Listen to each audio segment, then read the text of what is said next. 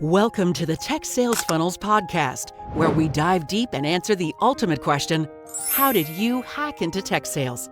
Each week, we bring you inspiring stories, proven strategies, and insider tips from top performers who've cracked the code to break into tech sales and thrive. Whether you're just starting out, making a career pivot, or ready to level up, this is your go-to space for actionable advice and real-world success stories. Let's crack the code together, because hacking into tech sales isn't just a dream, it's your next move. Now with your host, the founder of Tech Sales Funnels and the tech sales hacker himself, Davison De Silva. All right, everyone, welcome to the Tech Sales Funnels podcast. This is Davison De Silva, your host again. I'm super excited today to bring Carson Heady. Carson, first, he's an amazing human being. You will see on his face and his words, all the things he says. He's just a great guy, down to earth. Now, he's a salesman on fire. He's also one of the top sales managers at Microsoft. I got to know him a little bit better when I worked at Microsoft in the Tech for Social Impact organization. He was one of the managers. I'm super happy to have him here today. He's going to introduce himself, talk a little bit about what he does now, and then we're going to dive deep into the question: how did he hack into tech sales and how he made his way to Microsoft. So I'm bringing Carson to the stage. Here we go. Hey, Carson, welcome. Davison, good to see you, man. Hey, happy Thanksgiving. Back at you. I'm thankful for this conversation. Thanks for having me. Yes, I'm super grateful. I know we talked before, and we had some not challenges scheduling, but you're just a super busy guy, and I'm super grateful that you are here today. And thank you so much. I was able to see you in Dallas a few weeks ago, and it was awesome. It's good to reconnect. Yeah, back at you. I love what you're doing, and some of the conversations that you're having with people I respect a great deal. So keep up the great work. Thank you so much, Carson. Now, I was looking in LinkedIn today, just prior to this call, and I wanted you to. This is a very inspiring and very motivational podcast. I wanted people to see, even if they're considering tech sales or if they don't know what tech sales is, and be inspired to the people that I bring to the podcast. So I wanted you to start telling this. What do you do? Like, who are you, right? Who's Carson right now? Just high level, and then let's dive deep into your first job. How did you hack into tech sales? Where did you came from? And we're gonna walk all the way to Microsoft. And what are you doing now? So yeah, no doubt. So again, thanks for having me, Davison. So Carson Heady, I am a husband and a father of three, and I am a student of sales. I love sales a great deal. I've written 5 books about it. My latest just came out, The Show Must Go On. And I also wrote Salesman on Fire, which is probably my most popular book, as well as The Birth of a Salesman series. And I've been at Microsoft for 11 years. Prior to that, I was at AT&T for about 9. And I made a couple of jumps, hops, and skips in between, worked at a small consultant firm. And that's where I started what we now call social selling. Back when it was kind of an anomaly, I was tasked with going out and having to book meetings with C-levels. And I knew that these folks were out on LinkedIn, so I used it to get myself meetings. And I ultimately ended up using those in tech sales as well, and became known as the #1 social seller in all of technology. I co-host a couple of podcasts, and just really fortunate to be able to be in sales. With Microsoft, I currently lead the Americas team for Tech for Social Impact, as you mentioned, Davison. It is, we support over 400 nonprofits in North America out of our channel. And it's a great gig. I was tapped to come over and help build a sales culture in the space, because the dollars that this team claims get funneled back into reinvesting into our philanthropic efforts within the company. I like to think of it as kind of the best kept secret. My way into tech sales was very unorthodox, and I think that's why hopefully this will be valuable for your audience. Is, if I can break into tech sales, much less if I can become the #1 social seller in tech, literally anybody can do this stuff. I've been very intentional about building community with my customers, with partners, with different colleagues and resources, and being able to demystify that value for my client. But then furthermore, really being able to understand, like, how can I go out and solve the big problems? And the biggest problems I ever try to solve are the problems that my leadership outlines, which is, we need to get better line of business relationships. We need to get into the board. We need to get into the C-level. And so using LinkedIn, Sales Navigator, social selling techniques to create any relationship that I've needed, being able to, in essence, map out all of our solution plays and how I execute and how I sell, and then being able to really gamify that. I've generated over $1 billion in cloud revenue that never would have existed without LinkedIn and some of these tools, how we're using AI today, and those sorts of things. So I'll talk today about how I broke into tech sales, Yeah. and hopefully it'll be helpful to your audience. Yeah. So just a quick observation here. Carson's, it's as you can see, he's like, he's it's hard, not hard, at least for me. Maybe it's my second language thing. He's on fire the whole time. He's always sometimes you watch, a YouTube video, you have to like put 1.5 2x. Carson's the opposite. You gotta slow down Yeah. a bit so you can capture Oh, all no. the things. It's not Because a if you coffee, go, you know? no, if you go back to the things he just said, he just walked you through like how he was able to not only be in tech sales but be successful in tech sales, which you could spend a whole day just diving into the all the strategies and things that he just described, which is what everyone in sales wants to do. So that's gonna be for another time. But I would love to talk. He can talk all day about it, all the strategies, and I highly recommend you to go to his books. Um, I have one here, and the other one is coming on the mail. Thank you. I'm excited to read. Now, Carson, first job, sales. How did you get into tech sales? How was that a recommendation? Did you just apply online? Was that LinkedIn at that time? Tell us a little bit more about that very first one. Yeah. So what's funny is, so I mentioned I was at AT&T, and when I got into AT&T, my role there was telecommunications and then later advertising. Okay. And I got laid off, and I legitimately thought that I would be able to just translate my skills into any other sales director type role. I was wrong. I ultimately ended up about a year later. First off, I wrote a book at the time, and that's important because part of this story is about personal brand and how you're creating and living your brand, and getting your brand out there so that you can create the right relationships. But the other part is all about the relationships. I made a couple of, my next gig after AT&T, I worked for a smaller organization. And the only reason that I got that job was because I wrote that book. That's what made my resume stand out. Interesting. And so a big part of this is, how do you live your brand? How do you make your resume stand out from the crowd? There's a lot of things now that you can do, like, doing a podcast, writing a blog, creating video content, creating a video resume, ways that you're reaching out and creating relationships with people that you don't already have or that might be hiring managers. But I got that role. I made a relationship there that led me to my next role. And I ultimately made a relationship there that recruited me to Microsoft. And it was not from a tech background. It was legitimately, they knew me as a salesperson. They knew me as a sales leader. They knew what I would bring to the table. There was a relatively new role that was being created in Microsoft at the time. And it was a business sales specialist role. And it was in the stores channel of all places. And I didn't have retail background. Now, I had briefly run a division of retail stores for a wireless company, but I didn't really have retail background. I was very unorthodox as a hire. And but it was all about the relationship. In fact, what's ironic is that this person who recruited me and we didn't really get along very well. We had been fierce competitors in the prior role, but they recruited me because they knew I would kill it, and they knew that we would work well together. Is fighting on the same team, and we did. Nice. We were number one on the business scorecard for 8 quarters in a row, and that ultimately led me to my next gig. But when I think about breaking into tech sales, I think about the things that you can control, the great relationships. Going out at the end of the day, you've got to de-risk the decision that a hiring manager makes. And on paper, I might have been a wild card. I might have been a risk.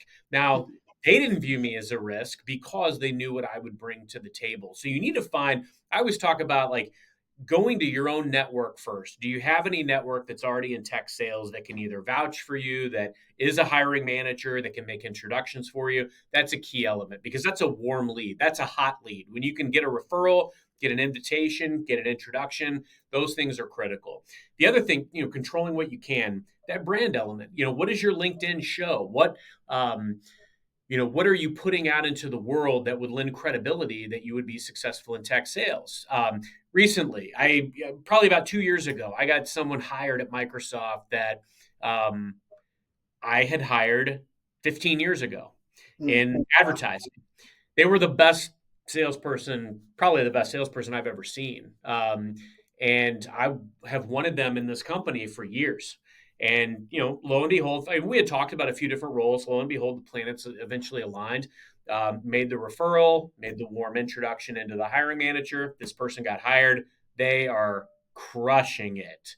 So I think the key element is the relationships, but then also being able to have that strong pedigree that backs up that you're going to be able to come in and be successful. Because I'm confident that a lot of times with tech sales, it's important to be able to come with that acumen, that ability to sell. And the last thing I would say that I think is really important is being able to build your story. I think it's important that people have a career walking deck. This is a concept that over the last few years has gained a lot of prominence. Mm. I have had one for about 5 years, but about 2 years ago, I had a mentor of mine that I saw their format, the way that they did their walking deck, and I stole it. I was like, I've seen this it. I is, haven't seen anything. this is Sure. amazing. I need this, and I adopted mine. In fact, I recently went through updating mine. And what Nice. it does is it tells a narrative of your career, but it also shows experiences, wins, 30, 60, 90. There's a lot of things you can incorporate into it. And I'm happy to share, kind of a bare bones version with anybody that reaches out. There's some proprietary information about a couple of deals that I've closed Mm. that I think really tell a story. But you want to show experiences because you want somebody that reads that walking deck to say, yeah, wow, I can see this person in this role. So again, controlling what you can. There's going to be warm relationships that you can nurture and cultivate and create. There's going to be new relationships that you can go out and cultivate. There's going to be things you can control around your brand and your reputation. But at the end of the day, you want somebody to say, yes, I can see this person working for me in tech sales. And that's what's going to ultimately get you there. I no things. Wow, that was really, really, really awesome. I like the word they use, the risk, right? And you want to make put yourself in the shoes of the hiring manager, Yeah, right? it's And then true. who is this person? It's all about at the end of the day, it's all about the whole know, like, and trust, right? We talk about all the time. Do the hiring manager know that person? Do they like them? They have to like because they're going to be working, 40 hours, 50, 60 hours a week. Now, the trust is where the risk, I think the higher the level of trust, the risk, right? The risk level goes down. And no, that's awesome. How do people, I mean, you're like a master of storyteller. And you talk about the walking deck. I have seen the walking deck. I have used as an example for my own. And, but at the end of the day, you're super good at actually getting numbers and telling stories, and maybe because you have done for so many years over and over again. How can someone start that skill? Like, it's Yeah. not something that's natural. It's not something that a lot of people, they have the talent. Like, I use the analogy of a water bottle. Like, because of the label on the front of the water bottle, the value changes, right? So the water is the same. It's just the label, and you were really a master of making the label so look so good. And so, can you help people who are listening to this today? How to start that, develop that skill? No, no doubt. I had a manager a couple of years ago that I followed this person for 6 years across like 3 or 4 different roles, and it was very intentional. I find if you find people that you want to work for and with, you should Mm. absolutely, work toward doing just that. That was important to me, and I learned a lot from her. And one of the things that she instilled in me was, it's really important to have the tangible outcomes of what your inputs are. And furthermore, she always say, like, what got you here isn't going to get you to the next level. You need to understand what is at the next level and what you need to do. And what I started doing, Davison, was I'd start to And I do it still today. Because as you know, like we'll do appraisals twice a year, and we'll do Mhm. our inputs, and we'll put in like our results and how we're all the KPIs and how we're measured. I started keeping journal files, and it doesn't require a lot. Like I mean, I might literally just make a bullet point of on this day I did this, I gave this presentation. Mhm. I presented to 500 sellers in this segment, or this day I did a coaching and training for this group, or this day we closed a deal, blah blah, whatever the case may be. The point is, take a moment to like do an inventory of the tangible outcomes that you're driving, because at the end of this, like especially when you're looking to break into a new role and into tech sales, you've got to be able to articulate these, your inventory of experiences and of outcomes and results. There's nothing better as kind of a calling card into your next gig than to be able to say like, hey, I've experienced a lot of the things that I will experience in tech sales, whether it's going out and prospecting. I have a process where over the last year, I've used AI and LinkedIn to create 80 net new C-level or board level or VP level relationships with executives in my customer patch. And I can articulate that entire story. That's going to catch somebody's attention as a sales leader. So being able to talk about these things, you're always going to be accumulating skills, right? When I hire for entry level, like I'm cognizant that a lot of people don't have a ton of wealth of experience, but I'll roll the dice on somebody if they can talk about something they did in college around managing a program. Or I love people that played sports, because a lot of times there's a very competitive element. There's a collaborative teamwork mentality. There's things that you can look for, and so.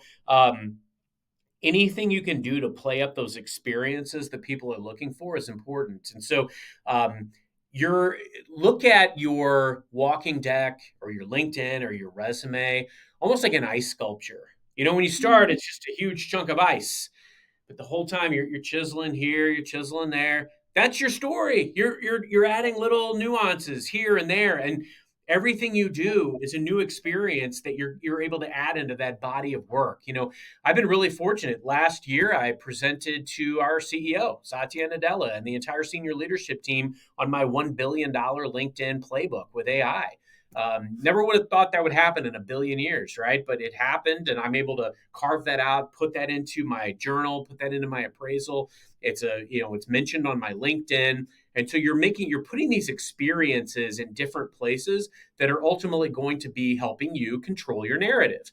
And then that's going to be something that next hiring manager sees. That's going to be something that helps de-risk that decision. You can't control everything, but what you can control is doing everything you can to become the obvious choice for what you want to do next. Now, I will tell you, there are times where you may be the obvious choice, but you still don't get it for a variety of reasons. There could be Mhm. political elements, there could be a relationship, there could be all kinds of factors that you're up against. I mean, a lot of times when you apply for a job, you've got to go in knowing that you're up against 100, 200, 300, 1,000 people. Your odds are 1% or less of getting that job. So it's all about what are you going to do to enhance your stats? And the things that you can do to enhance your stats are warm up the relationship, improve your personal brand, and do everything you can to de-risk that hiring manager's decision based on your body of work. So work on that journaling in the moment so that you can show the experiences that you're having and the relevant wins and skills that you've got. I love it. If you forget everything or anything that he's gonna say here today, remember this. It's simple. You can control. First of all, you can control is uncontrollable. You can get a piece of paper or a pen or an iPad or a phone, and then track all the little things that you have accomplished and done. In fact, a lot of times, Carson, I do a lot of coaching, and a lot of times the hardest thing is people finding specifics about the things that they have done in the past, right? Microsoft is really good at doing forcing everyone to do that every 2 or 3 months. Oh yeah. It's all about impact, and you have to show the impact, and you have to be really good at tracking those uh, impeccable, I would say, actions. And so, if you can pause right now, or if you're listening, and get a piece of paper, whatever you want to do, just start Even if you don't have it, start now, right? So in 3 months, 6 months, a year, 2 years, or 5 years, you're gonna have all the stories because Carson is again, he's a master of. He can go to any room right now. He can jump in any podcast, and he'll have all those amazing stories, and he can just talk about it. Some of them I have heard of a couple of times, and in fact, some of the things that he just described is in his book. Um, and it's amazing how it's he got really good at it. Just Well, you know what's powerful to me right now, Davison, is yeah, thinking about the implications of what AI can do. Play this out for me here. Like, I could literally go in and I could have Copilot or ChatGPT present to me a series of interview questions to break into tech sales, right? And then I could answer them on video, and I could take the transcript and I could say, with this transcript, write me a resume that will get me into tech sales. Bam. I mean, the things that are possible at your fingertips now that have never been at our fingertips, like, you can control the controllables. Now, granted, because this is democratized and everybody has access to it, everybody could go out and do this stuff, but they're not. mm-hmm. Everybody could go out and have a podcast, but they're not. And so the people that are doing the extra things, like when I got laid off 15 years ago, and then again about a year and a half later, it took me a long time to find gigs. I mean, I applied to over 1,600 jobs um, to get those two. And Wow, 1600. but over the last 10 years, in my time at Yeah. Microsoft, I mean, I have people coming at me left and right. Because of personal brand, reputation, and the relationships that I've been able to create. And that's really what it comes I down love to. it. I love it. First, keep record of all your wins, stories. Second, this is kind of reviewing here. I know you talked about a lot about relationships during the entire podcast so far, and personal branding. Now, let's talk a little bit more about Microsoft because that was all about personal branding, and now about tell us a little bit more about how did you hack into Microsoft, and within Microsoft, how are you being able to move in different roles, and where you are right now. Yeah, it's not a straightforward, easy path, as I think a lot of people would agree, right? I mean, I think there's complexities into it, and when I can admit this, when I would look at tech sales roles before I got into tech sales. I mean, I would look at them, I might apply to them, and I didn't even get a second glance a lot of times because I didn't know the things that I needed to play up. I didn't have the right relationships in the space, and I wasn't talking about the right experiences. And so for me, as I kind of articulated earlier, how I got into tech sales was because of a relationship that I'd created before and the reputation that I had, and they brought me into this new role. But going into other roles, as I've moved, I made a move 2 years after I got into Microsoft. I made a move into the commercial business. And then about 4 years after that, I made a move into the enterprise business. And then 4 years after that, I made the move into tech for social impact. Now, each time it was based on relationships and reputation, each time. The results that I had been able to create in the couple of years in my first role and the relationships that I had made to get on the radar of the people that brought me into the commercial business were everything. So what happened was I was able to sell almost like a reseller devices into the enterprise space, into the small and mid-sized space, into the SMB space. And the claim to my fame was I sold to more people than anybody else in that entire channel's history, over All 8,000. And a lot of them were in the small and mid-sized section, and geographically where I'm located in St. Louis. So the right. sellers here benefited a great deal from my activities. And so when one of them left their role, they needed to backfill themselves. And that was part of their agreement. And they needed to train the replacement. And they recommended me. because I had developed such a strong relationship with that person, but also because I had great results in that space. And so that brought them to recruit me into that space. Mm. Now, a few years later, I had actually, ironically, I won Gold Club. And by the end of the week, my role no longer existed. Oh. They had moved away at the time. They were moving away from field sellers and they were focusing on digital sellers. And I was a field seller. And so they put me into the specialist team.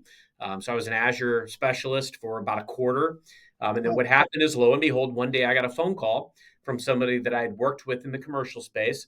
They said, "We have this opening working for this general manager that I used to work for." She had gone to healthcare. And my old colleague called me and said, "There's an opening in St. Louis for an account executive role. Would you be interested?" I said, "Yes." And literally that day, I'm on the phone with my old general manager. Everything went well, went through the loop, got the gig. But again, relationships, reputation. Um, I did that role for a few years. Here's the thing in tech sales too. A lot of times, I mean, think of it like a snow globe. I mean, every fiscal year they take it and they give it a really good shake, and you kind of let the chips fall where they may. You might get new accounts, new leadership team. So there were different iterations of roles throughout all that time. But over the time that I was in enterprise healthcare, I had a few different mixes of accounts. Was very fortunate, put together a platinum club year, and ultimately the following year. My manager at the time took another role, and so I still had the same GM. Kind of raised my hand. Assume the position is something that's super important. If there's something that you want to do and you have the opportunity to go in and do it, there's only a few things that you can do. And I always tell people too, if you're on the outside looking in and you want to get into a role, ask to shadow people, talk to people that are doing the role so that you can get intel. Those types of things can help you break into tech sales. And then when you talk to the hiring managers, you already kind of know a day in the life, you know what they're doing, you're at the pulse of the business. You can speak to some of the challenges maybe that they're having and how you would attack them. And that will help de-risk that hiring manager's decision. But I assumed the position. My manager took another role. So I reached out to this GM that I already liked and liked me. And I said, "Hey, look, if you need me in any capacity to help, I'm happy to jump in kind of an interim role." And what was funny is my manager at the time actually told me, like, "I don't think you have a shot at going for the role. You might as well not bother. I think they're looking for, somebody else, and they may bring in somebody from the outside."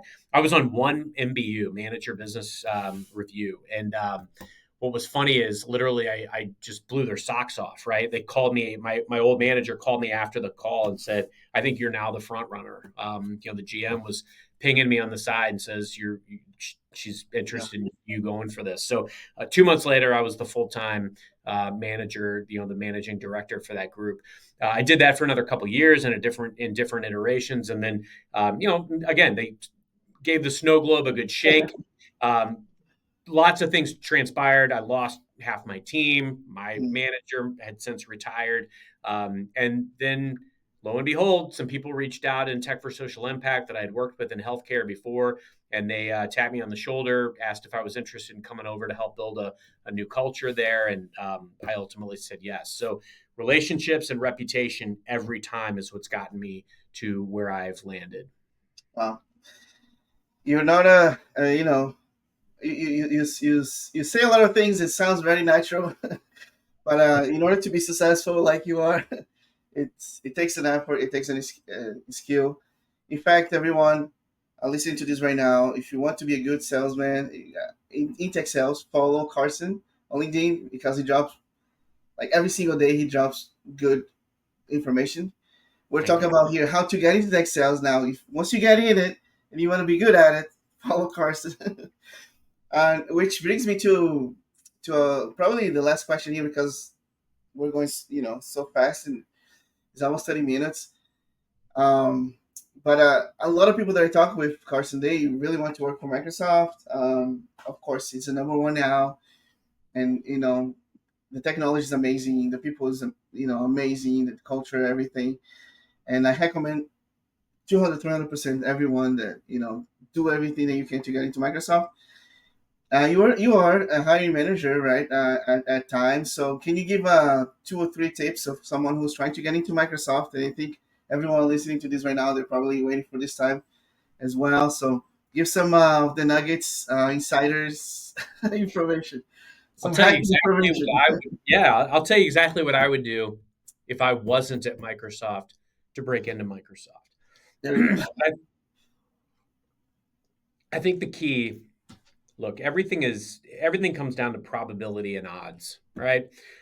If you go out and you apply to one or two or five or 10 jobs, even if you read the job description and you think it was tailor made for you, it might have been, but your chances of getting that job are slim to none, sadly, right? So it's a numbers game. And I use the exact same philosophy when I look at going out and prospecting into different organizations. If I reach out to one C-level VP, the chance of me getting a response is relatively small.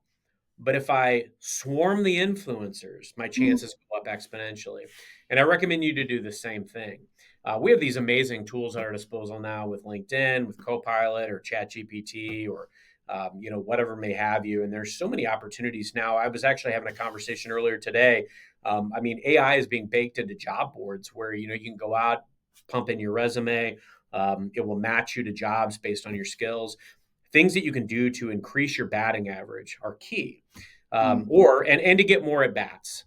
If I was looking for a tech sales job today, this is exactly what I would do. I would go out to LinkedIn or LinkedIn Sales Navigator, and I would start looking at these organizations. With Microsoft on LinkedIn, you can literally go out there and look up by people.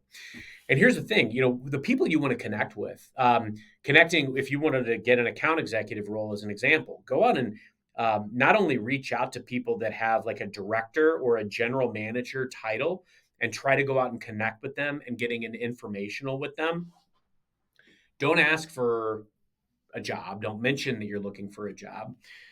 Say that you're looking to parlay your experience in sales into technology and that you'd be very interested in getting 15 minutes of their time to learn more about, how they getting them their guidance about how they would recommend you go about doing that. I've done this for years. I mean, when I was looking for jobs years ago, that's exactly what I would do. And if you're looking at Microsoft and you want to create these types of relationships, go out and create those relationships with those directors and general managers. Now, don't just reach out to one or two or five or 10. Like I will reach out to as many people as I need to get what I need. My biggest deal I ever closed, I reached out to over 500 people on LinkedIn that were director and above. I had over 250 first degree connections. I met the president on LinkedIn. I was in his office the following week, brought him a copy of Satya's book.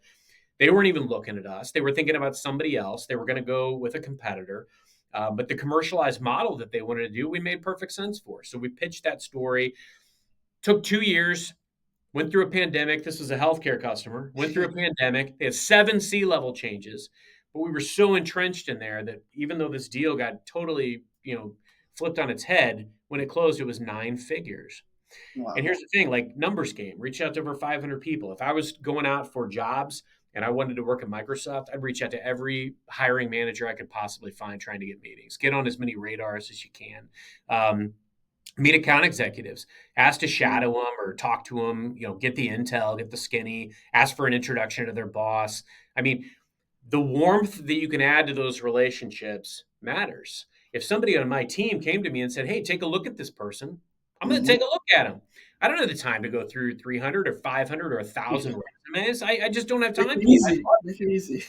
Yeah, I wish I could, but the thing is, I can't.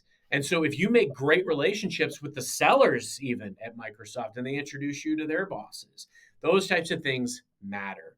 And you can't get discouraged. That would be my last tip. Don't get discouraged because here's the thing: like, there's so many things. I've been in this role for a year, and a lot of the seeds that I feel like we started planting a year ago are now just really reaping harvest. Right? You don't water your garden once and see it sprout to this beautiful, horticultural masterpiece. You take care of it every single day. You nurture it every day. And looking for a job is like a full-time job. You've got to really go after it every day.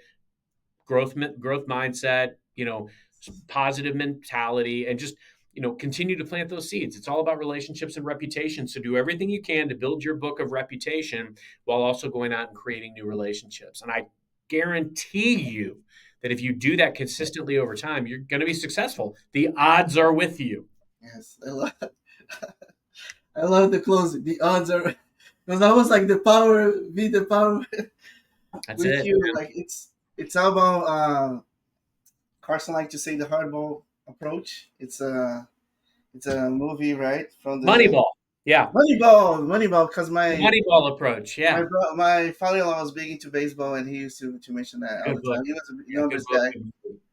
And he was in San Francisco area as well. So that's where the Oakland's, right? Yeah, Oakland Yep. A's back in Yeah. That 2002. was, GM Billy Bean, and they started making data-driven decisions to go find ball players based on on-base percentage because they couldn't afford to compete with big teams like the Yankees, and they won. And they that's won because they were going after people that could flat out get on base, and that's really what it comes down to. If you play the numbers game in your favor, you can't help but be make successful. the I first know that I base. reach out to enough people with the best message possible, and I do it consistently over time. I can't help but be successful. I love it. That was a perfect closing because don't think too much about hitting the four bases. Make to the first one, get to the network that you need to. Forget about the fourth base, the hiring manager. You just find the people, boots on the ground. The salaries are the ones. When the hiring manager wants to hire, they're gonna go to their salaries. They're gonna ask if they know people. So That's it. that's how you hack to Microsoft. Everyone, if you missed this episode, like you're sleeping Give me a on the call. call. Yeah, reach out. Hey, If you want to talk to a hiring manager, reach out to me on LinkedIn. I'm happy to have a hey, conversation and oh give you my any goodness, guidance you need. follow Carson. If you see any positions, tech for social impact, he might give you some guidance and go forward. Today I posted something about dreaming and then following your dreams. If your dreams to work for Microsoft, just do it. Uh, and if I was able to do it, Carson was able to do it, you can do it. So thank you so much, Carson. You're amazing, man. I look up to you and your example, a family man, and you're not only a manager, you're a good leader. You're one of the best leaders I Thank have you. seen in my career, and I look up to you. So I appreciate your example, and thanks so much for jumping in.